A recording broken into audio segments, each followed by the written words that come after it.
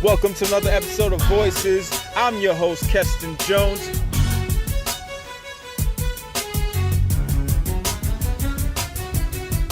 Visionaries offering information with clarity, expertise, and substance.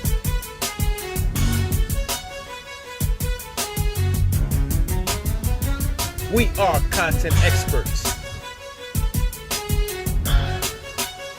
Let your voice be heard.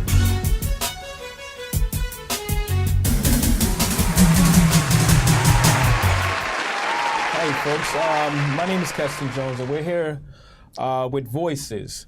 Visionaries offering information with clarity, expertise, and substance. And I have with me today a special guest, Mr. Hubert Lila. How you doing, Mr. Lila? I'm doing fine. It's an honor to be here. Thank you for agreeing to be a part of the show.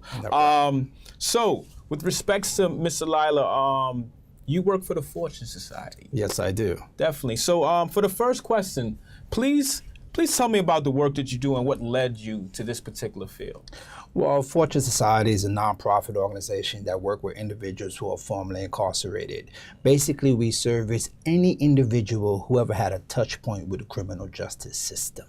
So individuals that may need help with treatment services, may need help with mental health, may need help as far as vocational training, education, or employment services. We provide wraparound services to individuals who ever been incarcerated, arrested, or just had a touch point with the criminal justice system.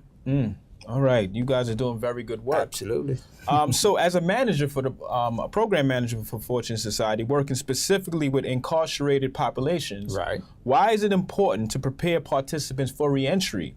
And also, can the Department of Corrections do a better job preparing returning citizens? Well, we have a saying that reentry begins the minute you're arrested. I understand eventually you're going to get released sooner or later. You know, you have to start preparing yourself for that eventuality. One of the things we do at Fortune Society is provide wraparound services as far as empowering guys for job interview skills, professional development. You know, there's not a shortage of jobs, but it's a shortage of skilled labor to match those jobs. So for individuals released and they probably say, hey, there's a lot of jobs as far as requires driving. We provide, let's say, a commercial driver's license training. Or if a person may want to get in the field of construction, we provide OSHA certification training. Or let's say if a person would like to get into the field of culinary arts, we provide what we call our Serve Safe certification as far as the food handling certification, and pretty much teach them basic skills where they can get an entry-level job as far as restaurant work and so forth. Most importantly, we prepare them for the job field. So what we do is try to match individuals who's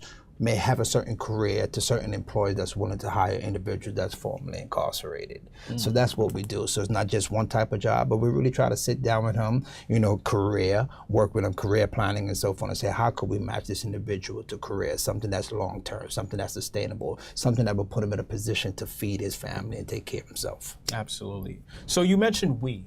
Yes. And one of the things I'm aware in Fortune Society is many of the people that work for Fortune Society that are part of the executive team are formerly incarcerated and have lived experience. Absolutely. So why is it important for individuals with lived experience to be a part of those supporting and serving those who are returning citizens? I think it's very important to have that credible messenger deliver the message to the population that we're serving. Many of the times guys come to our programs, you know, for whatever reason, there's a lot of doubt, there's a lot of suspicion, there's a lot of mistrust, maybe from the years, maybe the experiences that they've been through in life. So they need someone to say, listen, trust the process. I understand what you've been through. I've walked the walk that you walk. I've experienced some of the things you experienced, and I could tell you how to overcome that hump. One of the things I tell the guys is like, if you're trying to make it to the NBA, I'm not the person to contact. You understand? I never had a dribble. If you're trying to take singing lessons, I'm not the person to make you on America's idol and so forth.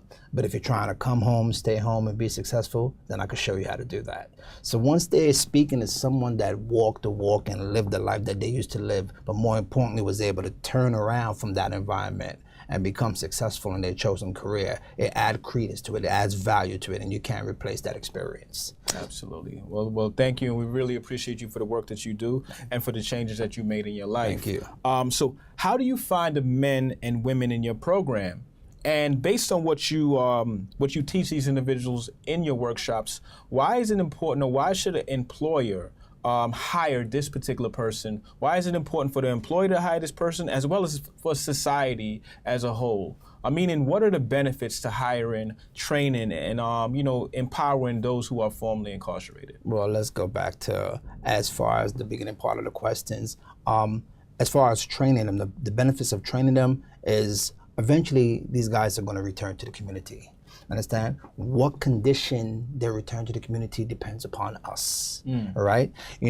How would you like your next door neighbor to be? Someone that's uneducated, someone that's unskilled, someone that's untrained, or you want someone returning to the community that is educated, that does have a viable skill, that does have a trade, that could come and contribute to society. So we believe in giving people a choice. I think one of the things to distinguish or differentiate from a person who's successful as opposed to failure is not the ability, but more the accessibility. Understand? Just having simple accessibility to education, having accessibility to opportunities, having accessibility to different trainings. And if you give them a choice, I think they will make the right choice. And that's what we do at Fortune Society. Now, why it's so important, I might say, well, why should an employer take a chance on an individual who's formerly incarcerated? Most of the men that we work with, we train, we vet, we assist them. And more importantly, these are individuals who've accepted responsibility for the choices they made in the past. And we tell employees, listen, you're getting individuals who have accepted that they did it wrong, but most importantly, they're willing to work harder to bounce back from that.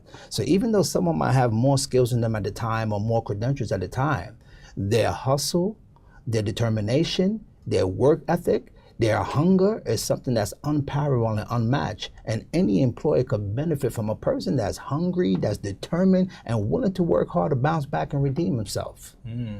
So where do you find these men? Do you partner with other agencies in order to best serve these men?